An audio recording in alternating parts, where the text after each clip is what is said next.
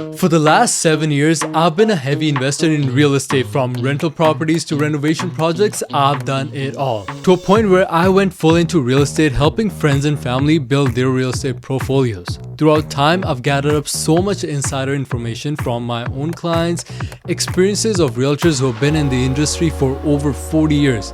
And I'll share 7 common reasons most Canadians can't buy a house. Especially the last 2. If you can wrap around that concept, you'll fast track your process into home ownership.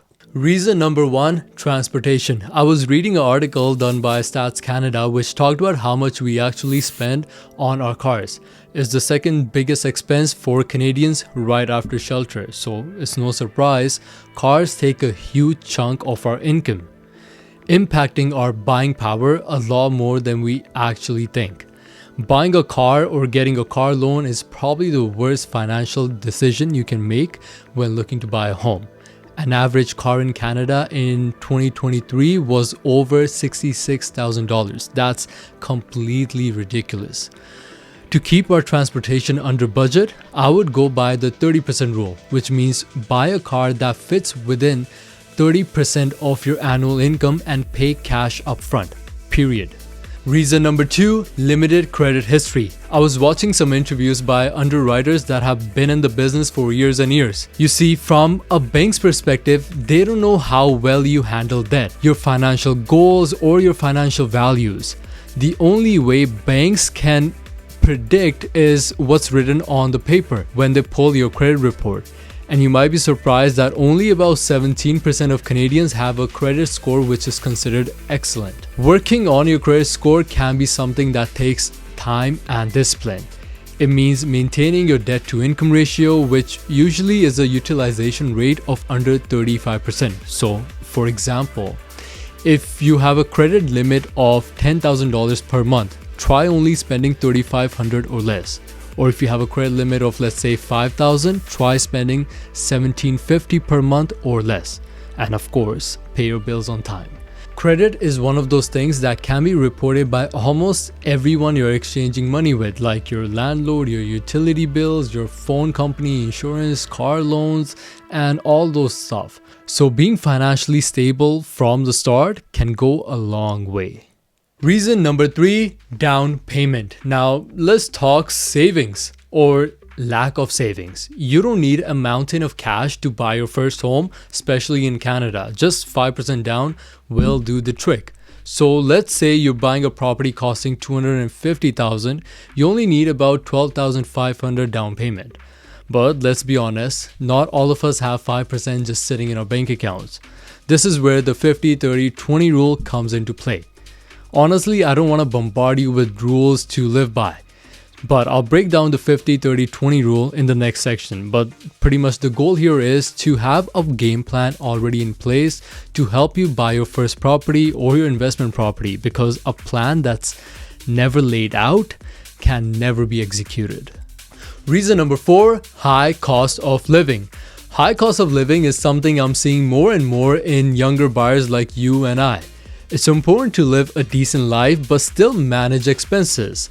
Especially nowadays, we spend money without actually even knowing it, just because everything is digitalized. It's a feeling like a game, numbers changing here and there, and lack of physical money is making us spend more than we actually would if we were using hard cash. And to add oil to the fire, we have things like ongoing subscription.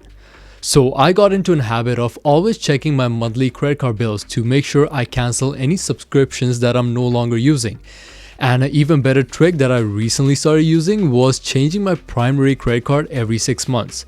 You can do that sooner or later, but the idea here is, let's say I have expenses coming out of my TD card for 6 months. 6 months later, I'll change it to another credit card. That way I can easily track any expenses that come on my previous credit card and get rid of those services or subscriptions. With our modern times, I also understand the urge of wanting this and wanting that.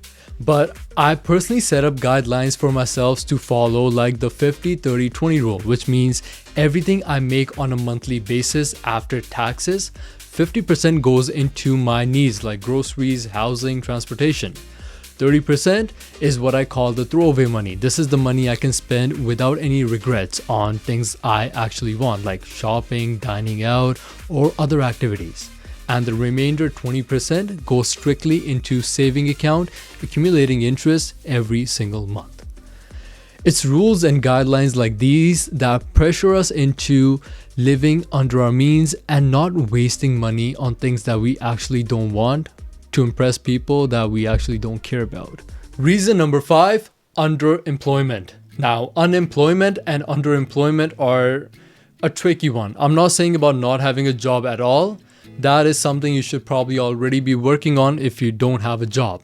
But underemployment is an actual concept. When looking to buy your first home or looking to get a mortgage regardless, you need a solid track history of fulfilling your job requirements, filling in your job description, and putting in the time and hours needed. So this might not be the best time to take vacations or call in sick when you're trying to go out and party. Reason number 6, facing reality. Facing reality is probably the biggest takeaway from this video. Regardless your current financial situation, maybe your parents are helping you out, or you're trying to get a better job, or whatever the case scenario might be. End of the day, it's actions taken that count. There comes a point in every buyer's journey where you have to face the reality. Buying your first home can be very, very challenging, and the chances you might not land into your ideal dream home are very high. My takeaway from countless transactions is you're way better off buying a property regardless of what you can afford in that point of your life, whether it's a 2-bedroom, 1-bedroom, or even a studio space. Put your ego aside, think about being a homeowner for once, building equity into something that's truly yours. And trust me, once you do that, jumping into your second property or buying your ideal dream home from your current home would be a lot easier of a step than waiting for your first property to be your dream home. Reason number 7, not getting started. Last but not the least, get started. Buying a home is a maze of paperwork, months of savings, and a lot of questions. Having a professional by your side guides you through the process of current market trends, helping you be on the right path and answer gazillion questions that run through a buyer's mind. And most importantly, connect you with industry-leading professionals like a mortgage broker, lawyers, property inspectors, and so much more. I'm talking about using a trusted realtor like myself. Especially if you're looking to buy here in Calgary, I'm always available to help you answer any questions. And in fact, if you do have a question for me, and if you watched this video this far, do me a favor and leave me a feedback down in the comments, and I'll try to get back to you, answer any questions you have personally, if not in a video. Once again, my name is Mohit, and I'll see you